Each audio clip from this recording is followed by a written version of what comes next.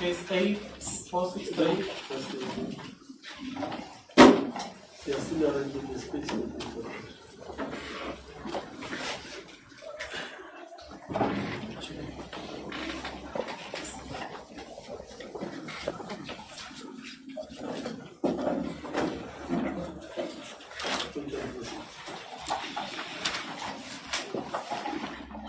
Today is the 30th of August 2024.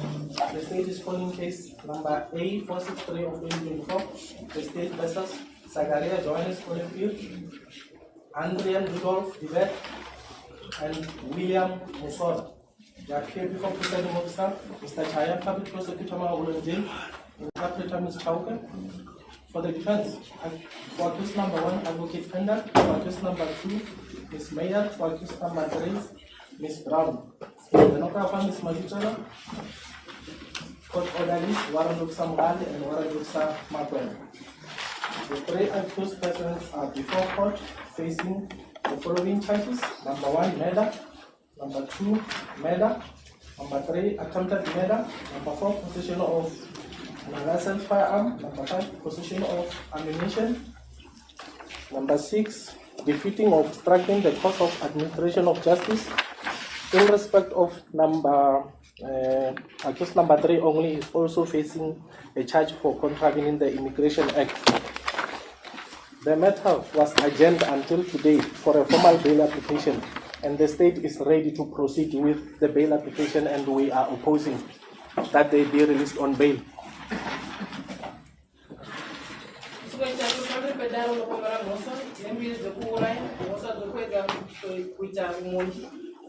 Mosa kwa ni kwa kune futi isere pa mtemo ne mosa kwa ni kwa kabata mabara ne mosa kuri na kuti kumira ku tafuti kuramisa inda beli ne mosa kwa ni kwa mkaino isere pa mtemo.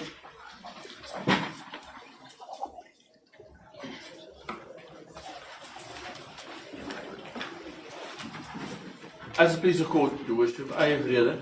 I was appearing on behalf of all 3 accused on the previous occasion. However, my instructions has been ended for accused number 2 and 3. I have only instructions on behalf of accused number 1. On accused number 1's representation, I confirm a brief for Advocate Fenter, who will dealing with the bail application.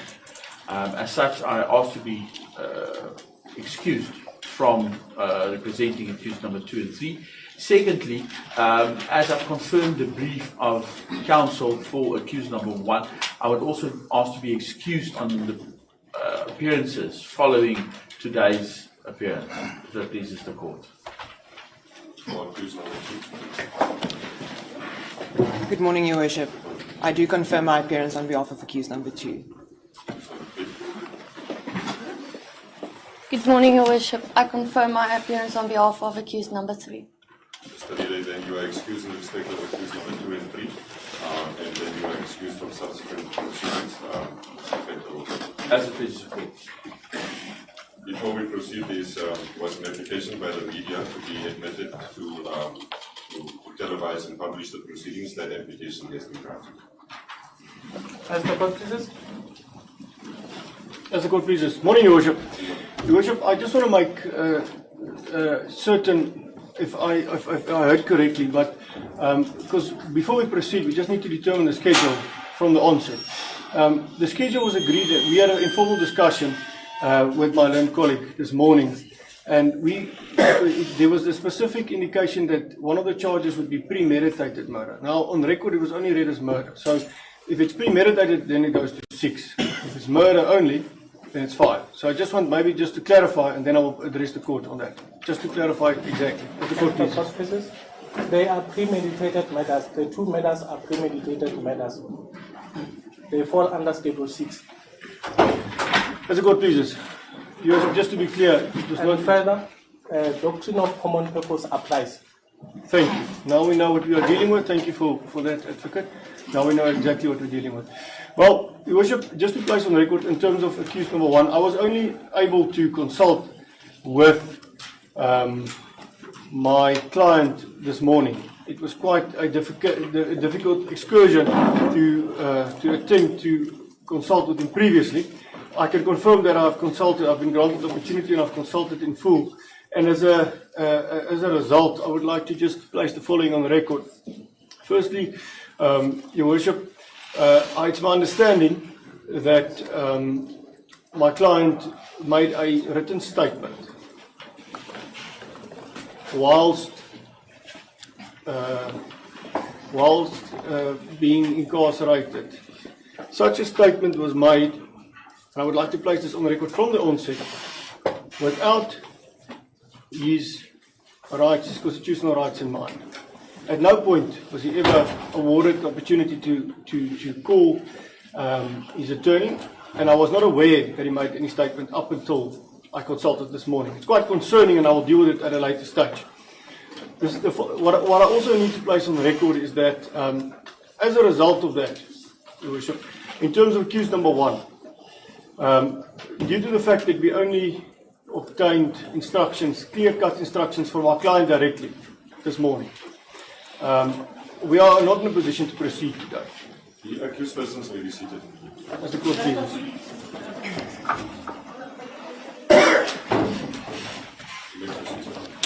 Just to catch our line of address again, Your Worship, I was just indicating that we, in terms of accused number 1, we are not ready to proceed, seeing that it requires a formal bail application, as indicated now by my learned colleague. It is a opposed application. I would like to be granted a proper opportunity, firstly, to further consult with my client, and secondly, just to have a proper opportunity to prepare and fill up the bail affidavit that I've already prepared for today. But due to the fact, and the information that was given to me now, due to the fact that there was a statement now, a formal statement given by my client, while he was not represented, without the benefit of proper knowledge of the eventual, let's say, impact of such a statement on his case, I would like to implore the court to allow me input into the docket now, or access to the docket. But I would like to, from the onset, give an indication that I believe it will be opposed this morning. But in order for us not to drag this matter out, I will just simply state the following. I am fully aware that the provisions of Section 60, subsection 14, is clear, in that it indicates that in a usual circumstance, no one is just automatically granted right to access to the docket, to the investigative docket. However, I would like to just very briefly refer the court to Section 335 of the Criminal Procedure Act, which reads as follows. A person who makes statement entitled to copy thereof. Whenever a person has in relation to any matter made to a peace officer a statement in writing or a statement which was reduced to writing, and criminal proceedings are thereafter instituted against such a person in connection with that matter, the person in possession of such statement shall furnish the person who made the statement at his request with a copy of such statement. And the reason why I'm imploring the court and referring to realize the application of 335, and in referring the court to that specifically, is I am not applying for the full docket. What might be on the docket at this stage, we don't know. We don't know. But I only want that statement. So I implore the court as well as the state to realize that there's no, if you want to oppose, I'm ready to proceed, but to oppose something that is rightfully already recognized in the Criminal Procedure Act as a right, I don't think we're gonna run around in circles. I can respectfully refer the court to section 34 of the Constitution, as well as the commentaries, specifically the commentaries of Van der Merwe 2001 SCA CJ 297. For the sake of the court, my own colleague, Van der Merwe 2001 SAC J 297, where it's an extensive journal, but article. I'll just read the relevant sections to the court for the record. Where section 34 of the Constitution is clearly deemed to be applicable, and it's confirmed that such, if it's the statement only, there's no real reason for opposition, in my respectful opinion. It is argued that in terms of section 34 of the Constitution of the Republic of South Africa, which is Act 108 of 1996, a bail applicant has a constitutional right to a fair bail hearing, and that access to his section 335 statement is necessary to secure such a hearing. Access to a section 335 statement ensures that there is equality of arms, and I'd just like to indicate to the court, it is right that whenever a witness is called and made an affidavit on which the state will rely, let's call it a bail witness for the state, they have the opportunity to peruse such an affidavit and to refresh their minds. So, on that basis, in a further argument, an amplification of the validation for my request, I refer the court to that fact, that it would be unfair that one witness of the one party is allowed access to an affidavit or a statement to refresh his mind, but the other party cannot do so. And secondly, I will also just refer the court to the fact that section 35, subsection 1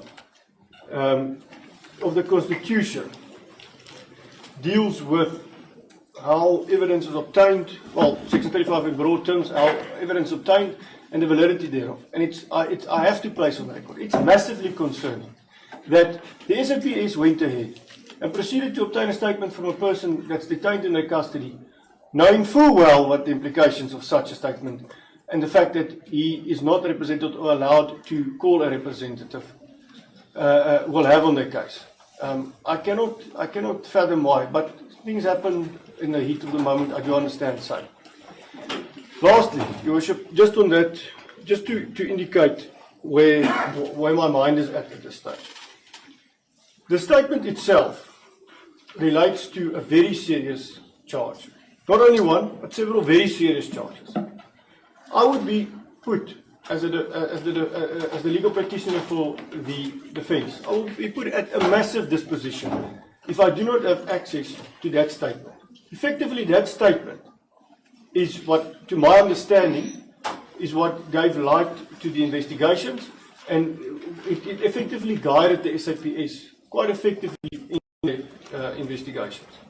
So, not only is it a necessity for me as an accused, as the defense practitioner for the accused, to have insight to that, it will also give me a clear indication of how to assist the accused, and it will put me, and this is very important, Your Worship, it will put me in a position, myself and Mr. Reder, my instructing attorney, in a position to adequately and properly advise our client in relation to the way forward.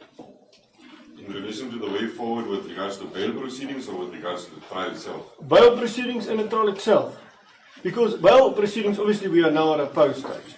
And secondly, the trial itself, Your Worship will note, and maybe I'm running ahead, but exceptional circumstances needs to be proven on a Schedule 6 bail application. One of those exceptional circumstances that might lead to a bail application being granted is the consideration of the intention of the accused to deal with the matter.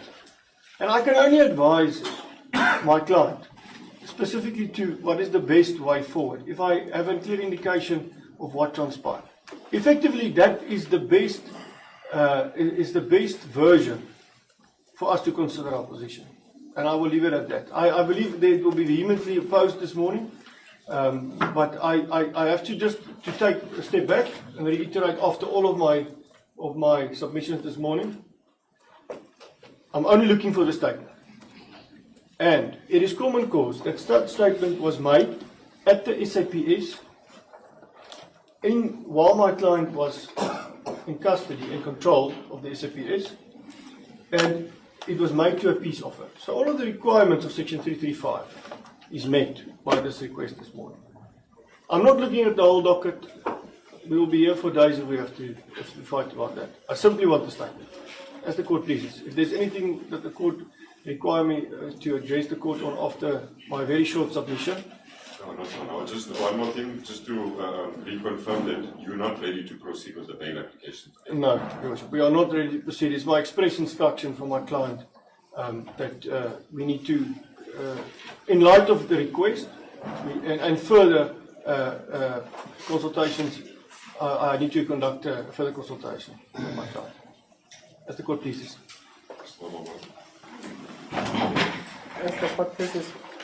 Since my colleague was given a chance to read the provisions of the Criminal Procedure Act, may I also be given a chance, Your Worship, to read to the Honourable Court what Section 60, subsequent 14 says regarding access to contents of the docket. It says, notwithstanding anything to the contrary contained in any law, no accused shall, for the purpose of bail proceedings, have access to any information, record, or document relating to the offence which is contained in or forms part of the police docket, including any information, record or document which is held by any police official charged with the investigation in question, unless the prosecutor otherwise directs. The prosecutor is given a discretion, Your Worship. This was further decided in S. versus Josephs 2001, SACR, page 664, C in brackets. It was decided that Section 60(14) vests a discretion in the prosecutor to disclose information or material in the docket. And as of now, as they state, we are refusing to provide the defense with any statement or anything that forms part of our evidential material. The section that my learned friend quoted, Section 335 of the CPA, does not govern bail proceedings. Bail proceedings are governed by provisions of Section 60 of the Criminal Procedure Act. And when the court will be deciding on this matter, it should take into account what the provisions of Section 60 are saying, and not the provisions of Section 335 of the CPA, because they are not the ones that are governing bail proceedings. And Your Worship, since I indicated that the state is ready to proceed today, we will appreciate if an order regarding whether we should grant the defense that statement or not may be made today, since maybe after the order is made, we can be able to proceed. We don't want to waste more time. The defense came here knowing very well that this matter must proceed on bail. It is their fault that they decided not to consult with the accused persons at the police holding cells and decided to come and consult with them here at court today. Mr. Pinter says that they encountered difficulties, if I'm not mistaken. Maybe I can be very clear and crisp. I was denied the access to the specific details of the matter. I told the control prosecutor on a landline, I was informed, until such time that she meets me in person, I will not be granted access to information or access to my client. That was expressly stated. And I challenge anyone to differ from that. That's the first thing. Secondly, I'm quite sure, I'm not as conversant with this area, but I'm quite sure that the arrest was made at one SAPS station and then moved, and then they were specifically moved to a SAPS station, and we were not informed of such.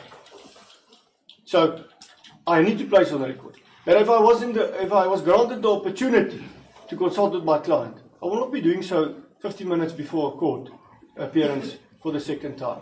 We were not put in a position to adequately deal with this. So I'm not going to be going back and forth with the state on this. But the fact of the matter is, my Lord, I'm not a negligent counsel. I don't come here in a blasé manner.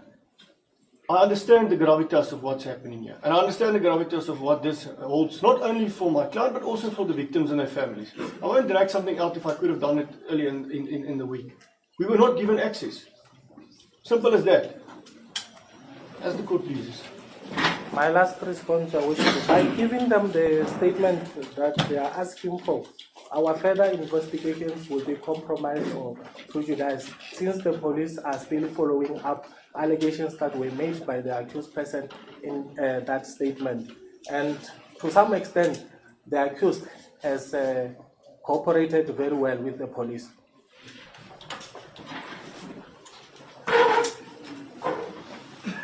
Can I respond to that specifically? I cannot understand the logic of stating that the investigations will be negatively affected. If myself and Mr. Riera, gets a statement of a client, and we can see what is said on that statement, how can we influence anything of the investigations? We don't have access to the docket. We don't have access to the SAPS personnel. We cannot. There's no way that we can have an input to that. So that's just illogical to state that. The fact of the matter is, that statement was and what's very concerning, at not one stage, the court will note, at not one stage, did my learned colleague deny the fact that the statement was taken. He doesn't deny the fact that the statement was taken without the chance of the accused to obtain legal representation. I might be incorrect, because people make mistakes, but if I understand the standing orders of the police correctly, you have 48 hours after someone is detained to effect the arrest, or to charge a person. So arrest is the process of detaining a person, taking him to a police station or wherever you choose to take him, and then conducting your further investigations. And after that 48 hours, thereafter, you either have to release that person or you have to effect a charge. Fingers need to be taken, and they physically have to charge that person. At that stage, there's no way at that stage that a person can be denied the right to legal representation. That is one of the first cornerstones of our Constitution in relation to criminal procedure.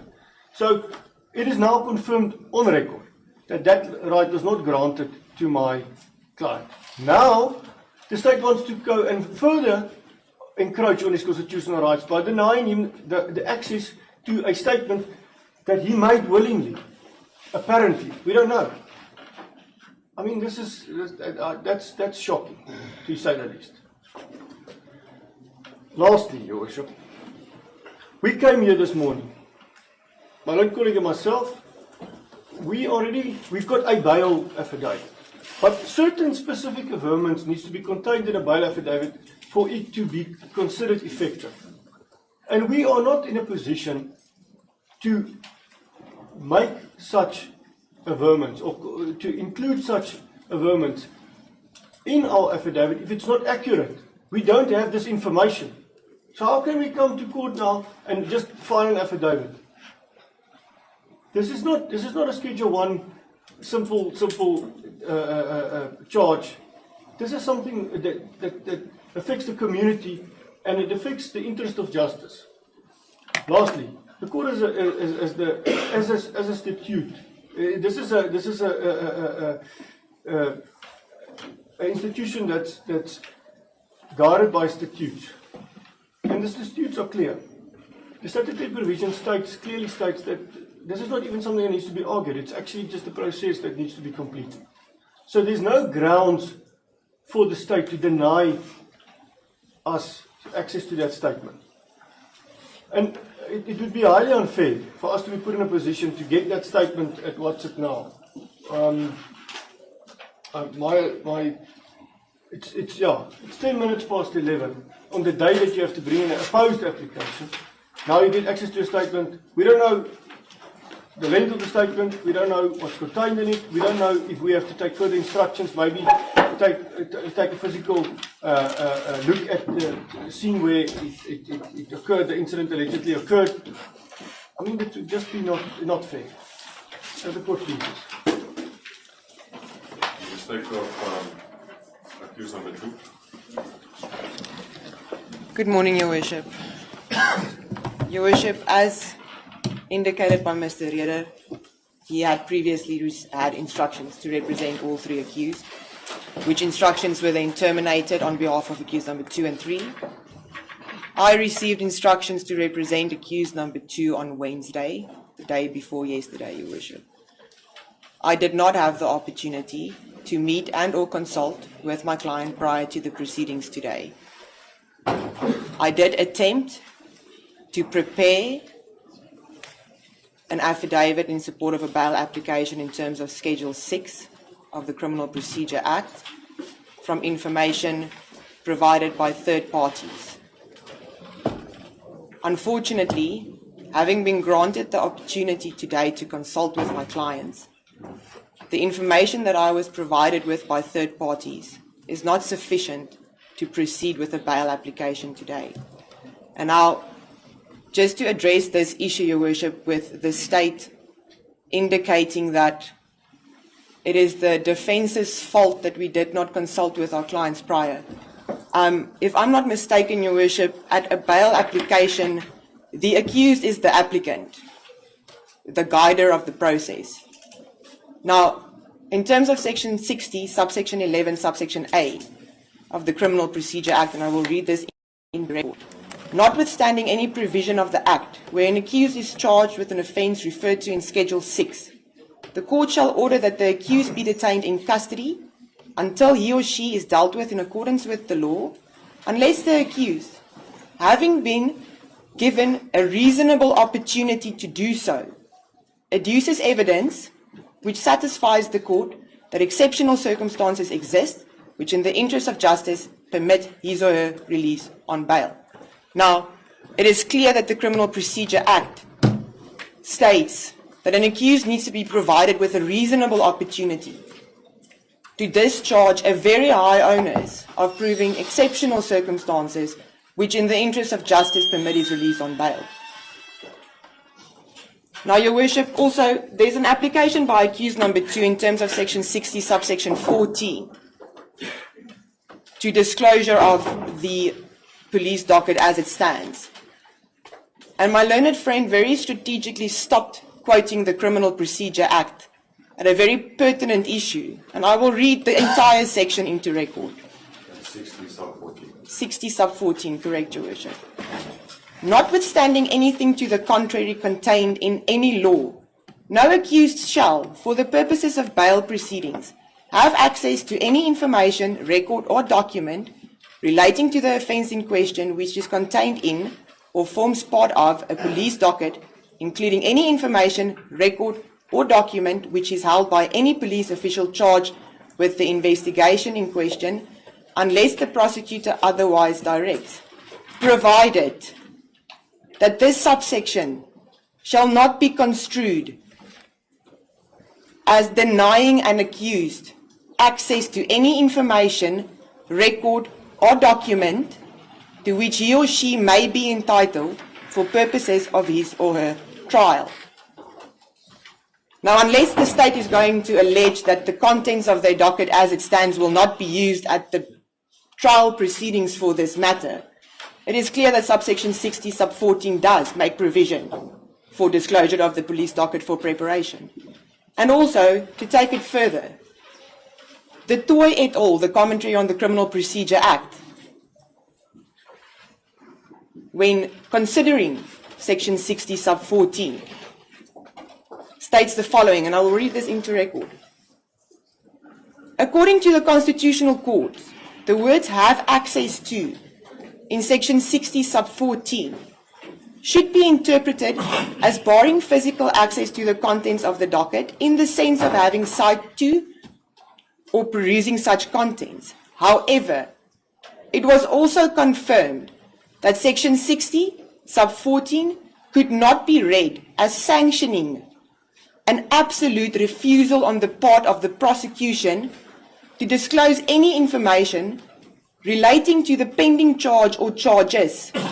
It was pointed out that a prosecutor may have to be ordered by the court to furnish information in order to afford the bail applicant the reasonable opportunity as required in terms of Section 60 sub 11. This was also confirmed in State versus Lamini. In furtherance, and I quote, Your Worship, Section 60 sub 14 and the court's duty and power in terms of Section 60 sub 3 and sub 10. The Constitutional Court concluded that Section 60 sub 14, read restrictively as indicated, was not unconstitutional. In State versus Mork is an example of a case. State versus? Mork, M-A-U-K, 1999, Volume 2, SACR 479W, is an example of a case where denial of access to the police docket resulted in the accused not having a reasonable opportunity as required in terms of Section 60 sub 11 sub A to establish exceptional circumstances. At paragraph 489C to D, Judge Snyders found as follows, and this is unfortunately in Afrikaans, but I quote it into the record. Die feit dat 'n oormatige onus op die applikant geplaas is, dat bevind is dat hy nie die bewyslag gekwyt het nie, ten spyte van die afwesigheid van weerleggende getuienis en die feit dat die applikant nie 'n redelike geleentheid gebied is tot die inligting in die dossier nie, het in hierdie saak prakties die effek gehad dat borg vir die applikant 'n illusie geword het. Now to translate that roughly into English, Your Worship, it states that, or it was argued, that there is a extremely high onus placed on an accused applying for a bail application, or applying for bail in terms of Section 60 sub 11 sub A of the Criminal Procedure Act, read with Schedule 6. And to deny an accused person facing such a bail application and such an onus the right to have insight into the docket may be interpreted in circumstances to deny him a reasonable opportunity to discharge his onus. Because at the end of the day, exceptional circumstances, it is tried law, is proven by three cardinal ways. And the only way to address the strength of the state's case against an accused is to know what the state's case against the accused is. See further Watney 2000 TSAR 369 373 375. And this is also, and I refer to the same State versus Josephs that the state referred to, but also refused or neglected to leave out. State versus Joseph 2001 SACR 664C. At 664C, it was said that Section 60:14 vests a discretion in the prosecution to disclose information or material in the docket. It is not an unfettered discretion.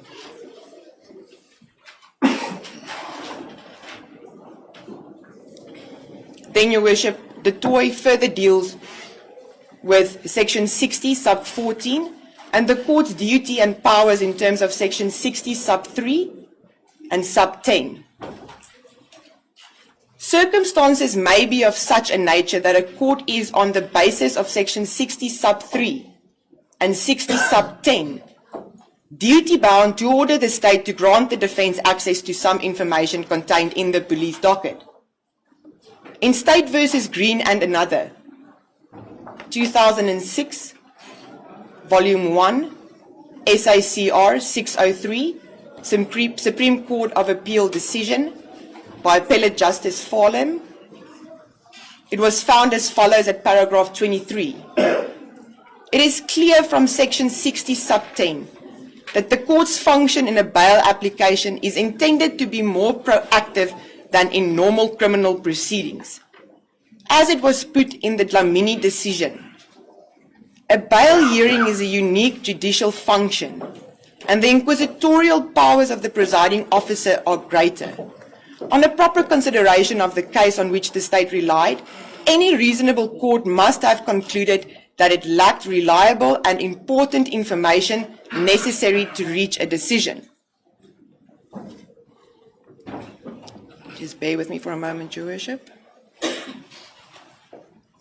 Notwithstanding that such information was apparently readily available. In such circumstances, the court has no discretion but to invoke Section 60, subsection 3.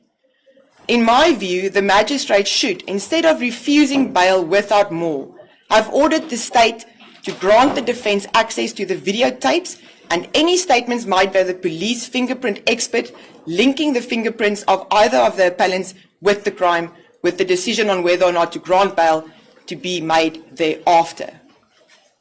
Now, Your Worship, from what I have just placed on record, it is clear that yes, the state is vested with the discretion.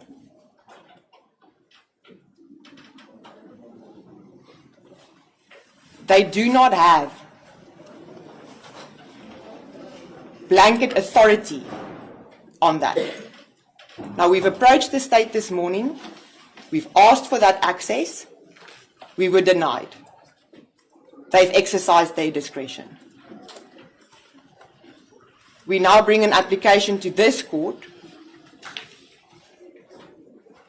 to make an order allowing the defense insight into the police docket. From my consultation, I was informed by my client that a warning statement was obtained. The police, according to my client, wrote something in the statement he does not know.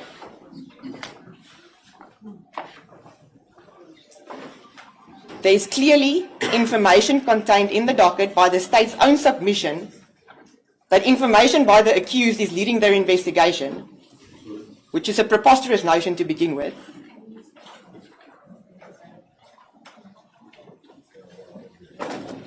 But if that is the case, as alleged by the state, then surely the accused persons who are defending themselves will have to prove to this court that exceptional circumstances which in the interest of justice permit their release on bail should have insight into this information which they allegedly provided, which is leading the police's investigation.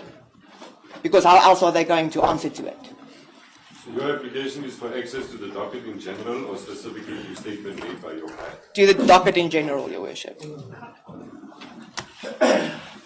It is provided for by the Criminal Procedure Act, by the decision of State versus Dlamini by the Constitutional Court, by State versus Green,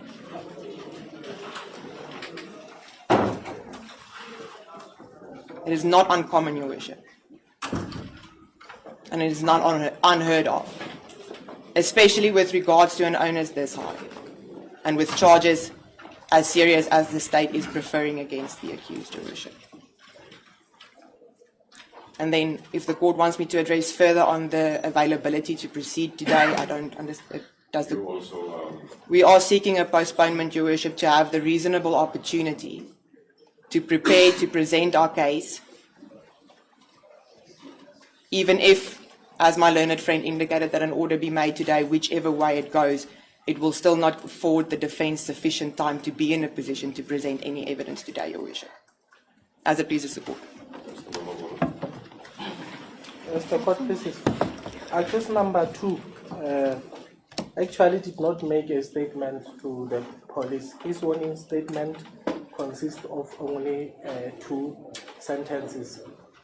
Initially, after my colleague addressed the court for so long, quoting the Criminal Procedure Act and referring us to several case laws, I even thought maybe she's supporting application by accused number 1. But at the end, she said that they want the docket as a whole.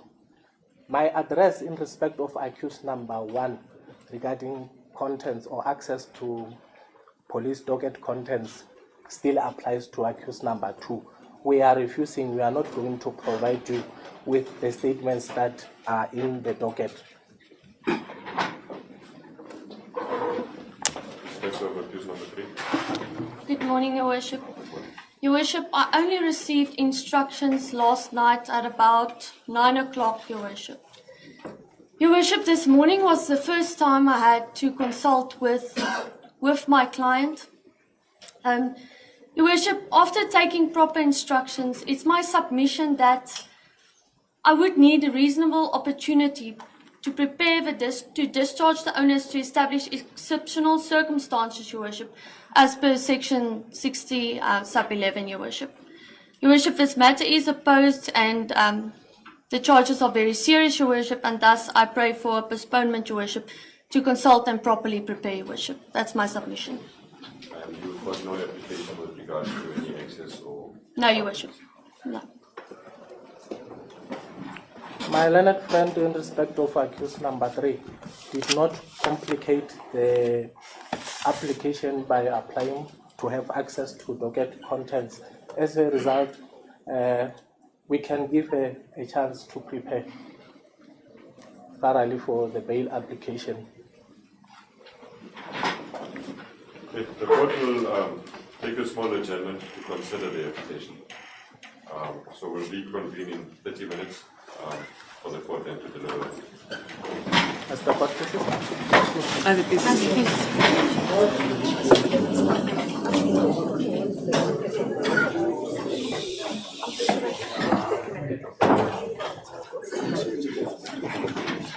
Should the court be ready before 30 minutes or...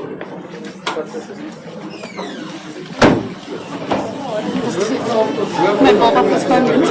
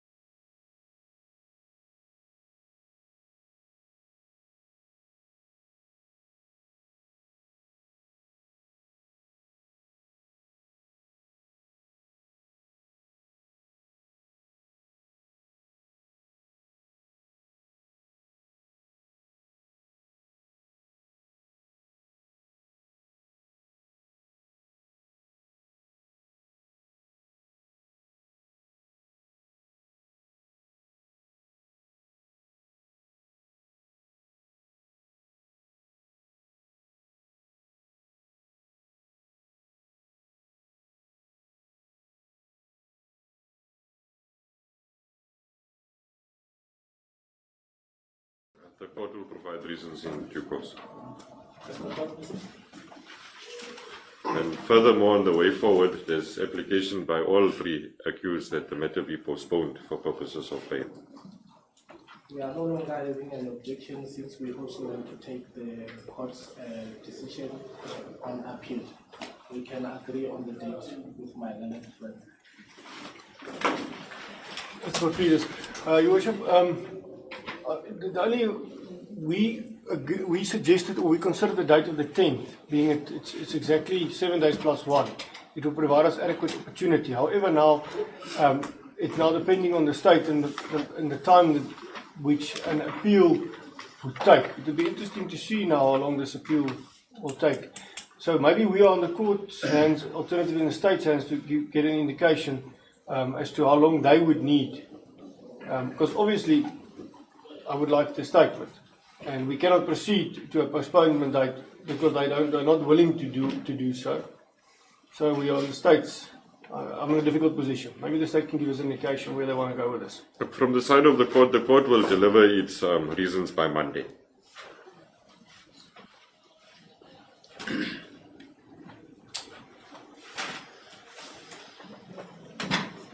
Can we try and provisionally give it 2 weeks?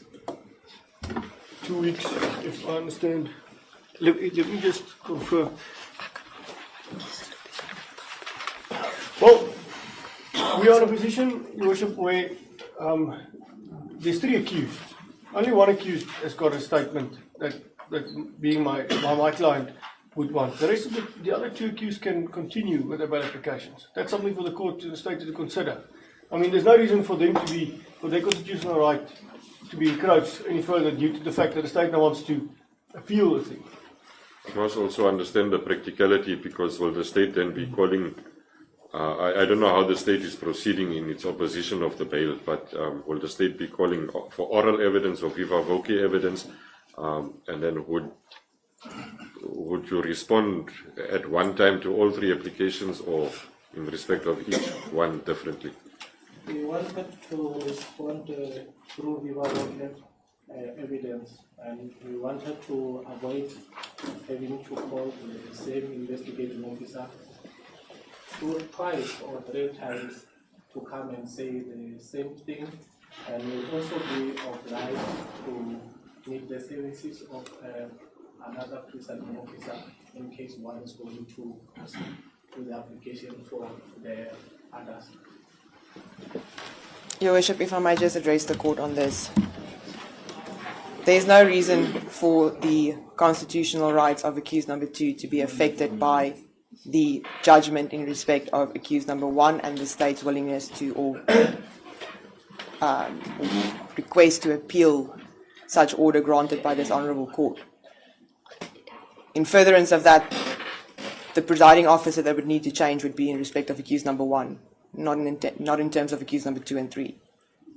There was no negative decision made or prejudice towards the state for this court to hear the bail application of accused number 2 in this matter. The date of the 10th of September, that was suitable for all 3 of you?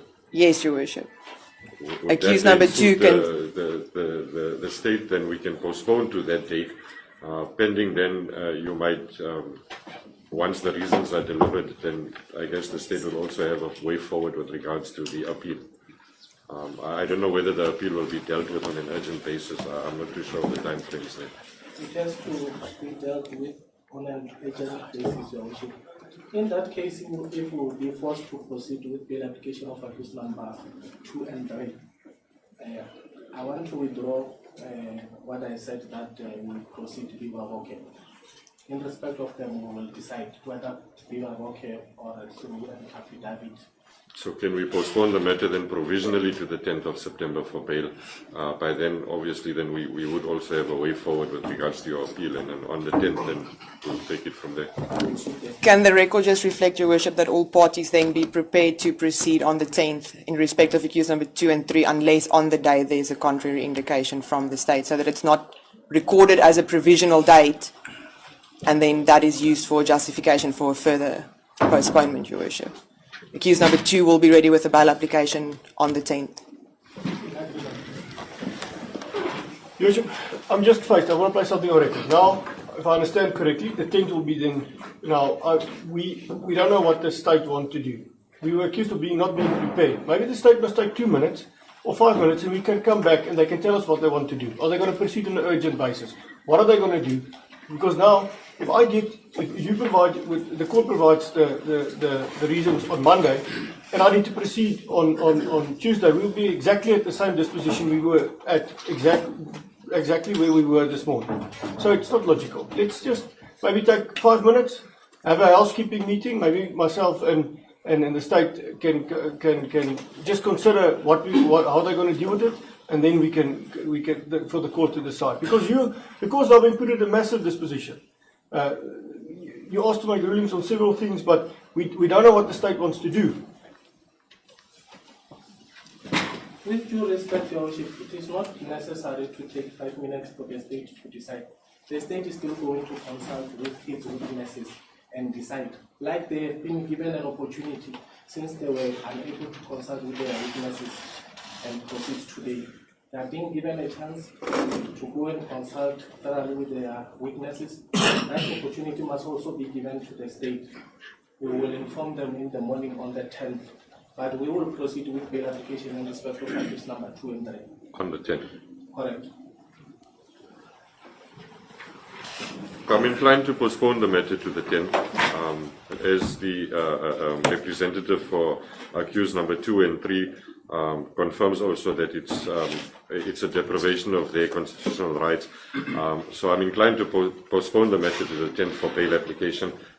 Hopefully before that, the state will have a way forward with regards to the appeal, and the state will need to communicate with the applicant number 1's legal representative. That's correct. Then I'm clear. I understand. I understand exactly what to expect. So then, obviously, accused number 1. If I can just ask my colleagues, just give me an indication if I need to drive through. If there's a cost implication, or Mr. Riera, if there will be a postponement to a further date, because Mr. Riera can only attend to such postponement. That's the only request I have, as a court leader. The appeal will be proceeded with on an urgent basis. I don't know when the decision on appeal will be ready. On the 10th, we are proceeding with accused number 2 and 3. And if the appeal has been finalized in respect of accused number 1, we can also proceed with accused number 1. Okay. Well, then we understand where we're going with it. Thank you for the... Unfortunately, at this stage, this court would not be able to determine when the appeal will be finalized. We are all in a disposition at this stage, but we're doing the best we can. As the court pleases. So the date of the 10th is then in agreement. That's correct. Okay, so the matter, Mr. is there. So the matter is then postponed to 10 September 2024 for bail application in respect of applicant 2 and 3 and possibly applicant number 1. All 3 accused will remain in custody up until then. September 2024 na pasi dan court if I'm certain September it's writing up to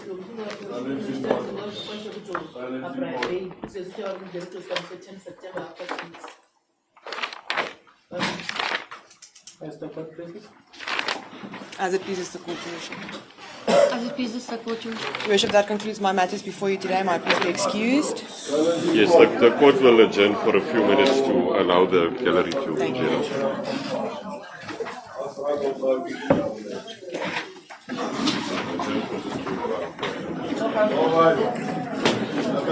out.